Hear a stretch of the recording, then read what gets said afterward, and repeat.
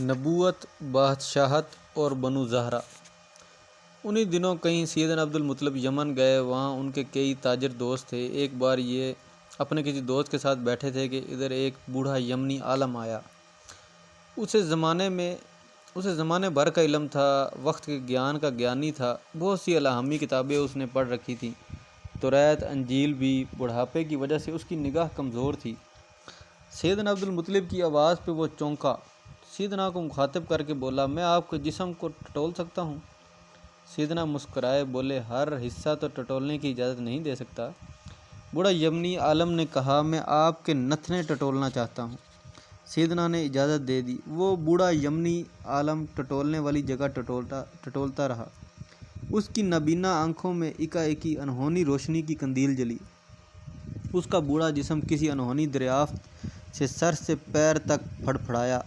اپنے دونوں کپکپاتے ہاتھوں سے اس نے سیدنا عبدالمطلب کے کندھے پکڑے اور بولا، سردار، تمہیں مبارک ہو۔ میں دو چیزیں دیکھ رہا ہوں، نبوت اور بادشاہت، لیکن ان میں ایک چیز قبیلہ بنو زہرہ میں ہے۔ سیدنا عبدالمطلب ان دنوں سیدنا عبداللہ کی شادی کے بارے میں سوچ رہے تھے۔ ان کے ذہن میں بنو زہرہ کے علاوہ کوئی نہ تھا۔ بنو زہرہ کسی کے بڑے بھائی زہرہ سے تھے۔ بنی زہرہ سے ان کے قدیمی اور قریبی مراسم بھی تھے۔ پھر وہ مکہ کے معزز اور صاحب حیثیت لوگوں کا قبیلہ تھا۔ سردار عبدالمطلب نے سیدنا آمنہ کا رشتہ سیدنا عبداللہ سے طے کر لیا۔ سیدنا آمنہ کے والد محترم وہب کا انتقال ہو چکا تھا، اس لیے ساری بات سیدنا آمنہ کے چچا وہیب سے کی گئی۔ وہیب کی اپنی بھی ایک بیٹی حالہ تھی، سیدنا آمنہ کی ہم عمر۔ سیدنا عبدالمطلب نے وہیب سے اس کی بیٹی حالہ کا رشتہ اپنے لیے مانگ لیا۔ انہوں نے بات مان لی۔ سیدنا عبدالمطلب کے ذہن میں یمنی بوڑھے عالم کی بات راسخ تھی۔ اس نے کہا تھا، میں آپ کی بادشاہت اور نبوت دیکھ رہا ہوں، مگر ان میں ایک نعمت بنی زہرہ کے پاس ہے۔ ممکن ہے انہوں نے سوچا ہو بنو زہرہ کے حصے کے حصول کے امکانات بڑھ جائیں۔ شان و شوکت سے بارات نکلی، باپ بیٹا دونوں سجے ہوئے۔ سیدنا عبدالمطلب کی عمر ان دنوں 80 سال کے لگ بھگ تھی۔ اونچے لمبے گورے چٹے اور باوقار بوڑھے صحت مند تھے۔ کہتے ہیں مکہ میں سب سے پہلے انہوں نے بالوں پر خضاب لگایا۔ بالوں کو کالا رنگ کر کے وہ پروقار چال میں اپنی عمر سے کہیں کم لگتے تھے۔ بارات میں ان کے ساتھی، سنگی اور رشتہ دار تھے۔ پیدل جا رہے تھے۔ چھوٹی سی بستی میں گھروں کا فاصلہ زیادہ نہ تھا۔ اچانک راہ میں سیدنا عبدالمطلب کے دوست ورقہ بن نوفل اور ان کی جوان خوبرو بہن قتیلہ کا گھر آ گیا۔ ورقہ بن نوفل عالم آدمی تھے۔ قدیم مخطوطے پڑھ پڑھ کر انہوں نے اپنی بینائی کم کر لی تھی۔ وہ بھی سیدنا عبدالمطلب کی طرح ایک خدا کو ماننے والے تھے۔ اپنے وقت کے رائج رسالت کے لحاظ سے انہوں نے عیسائیت اختیار کر لی۔ شاید انہی کے توسط سے خانہ کعبہ کے اندر جہاں 360 بتوں کو قریش نے رکھا ہوا تھا، وہیں کعبے کے سامنے کی دیوار پر حضرت مریم علیہ السلام اور ابن مریم علیہ السلام کی تصویر بھی بنی ہوئی تھی۔ وہ انجیل اور توریت کے عالم تھے۔ انہیں علم تھا کہ انجیل میں حضرت عیسیٰ علیہ السلام نے کہا تھا کہ اگر میں نہ گیا تو وہ کیسے آئے گا؟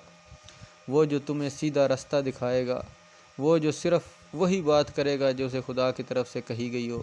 ورقہ بن نوفل آنے والے نبی کی اور بہت سی بشارتیں بتاتے رہتے تھے۔ ان کی بہن قتیلہ بھی یہ سنتی رہتی ہوں گی۔ بعد میں ان کی بھتیجی سیدہ ختیجہ بنت خولید نے بھی ان سے یہ ساری باتیں سنی ہوں گی۔ بہرحال بارات کی راہ میں جب قتیلہ کا گھر آیا تو وہ گھر کی دہلیز پہ تن کے کھڑی تھی۔ اس نے کھڑے کھڑے عبداللہ کو آواز دی، عبداللہ! سیدنا عبداللہ اپنے والد محترم کا ہاتھ پکڑے سجے سنورے شادی کروانے جا رہے تھے۔ حسن میں پہلے بھی یکتا تھے، یوسف ثانی تھے، ادھر سے سج دھج کے دلہا بنے ہوئے تھے۔ دیکھنے والے دوشیزاؤں میں زلیخا کی روح کیسے نہ حلول کرتی۔ قتیلہ کے دل کی بات لبوں پر آ گئی۔ سر عام بیچ گلی میں بلا کر کہا۔ سیدنا عبدالمطلب نے اپنے بیٹے کا ہاتھ چھوڑا اور کہا، جاؤ بات سن لو، تمہاری کزن کیا کہتی ہے؟ سیدنا عبداللہ قتیلہ کے پاس آئے۔ قتیلہ نے آنکھوں میں تارے نچائے اور مسکرا کر پوچھنے لگی، اتنے سج بن کر کدھر جا رہے ہو؟ بولے، اپنے باپ کے ساتھ شادی کروانے جا رہا ہوں۔ قتیلہ بولی، یہ شادی مجھ سے کر لو، ابھی میں کوئی فیصلہ نہیں کرتا، میرے والد فیصلہ کرتے ہیں۔ سنو، تمہارے صدقے پہ جیسے 100 اونٹوں کی قربانی ہوئی تھی ویسے 100 اونٹ میں دوں گی۔ آگے نہ جاؤ، ٹھہر جاؤ، اسی لمحے مجھ سے شادی کر لو۔ سیدنا عبداللہ بہت شرمائے، گورے چٹے تھے، منہ لال ہو گیا، سر نفی میں ہلاتے ہلاتے بھاگ کے اپنے والد کے پاس آ گئے۔ بارات نے جہاں پہنچنا تھا پہنچ گئی۔ وہب کی بیٹی سیدنا آمنہ سے عبداللہ کی شادی ہو گئی، اور وہیں وہب کے بھائی وہیب کی بیٹی ہالہ سے سیدنا عبدالمطلب کی۔ دونوں دلہے باپ بیٹا مکہ کی رسم کے مطابق اگلے 3 دن تک اپنے سسرال کے مہمان رہے۔ کہتے ہیں اگلے دن کسی کام سے سیدنا عبداللہ گھر سے نکلے، اتفاق سے سر راہ پھر قتیلہ سے ملاقات ہو گئی۔ آج اس کی نکاح سیدنا عبداللہ کو چھوئے بغیر ہی گزر گئی۔ سیدنا عبداللہ نے قتیلہ سے شرارت سے کہا، سنو، آج تم وہ بات نہیں کرتی جو کل کہہ رہی تھی۔ قتیلہ نے سیدنا کے چہرے کی طرف اداسی سے دیکھا اور کہا، خدا کی قسم، اس دن تمہارے ماتھے پہ ایک نور تھا۔ میں نے اس نور کائنات کی آمد کے قصے سن رکھے تھے۔ میرے جی میں آیا شاید یہ میرے نصیب میں ہو، مگر کہاں۔ نصیب لکھنے والا نصیبوں میں چوک نہیں ہونے دیتا۔ نصیب کے بادل اور مقدر کی بارش اپنی جگہ سے نہیں ٹلتی۔ نور کائنات سیدنا آمنہ کے جسم میں پلنے لگا۔ ان کی چچیری بہن ہالہ کے رحم میں سیدنا حمزہ آ گئے۔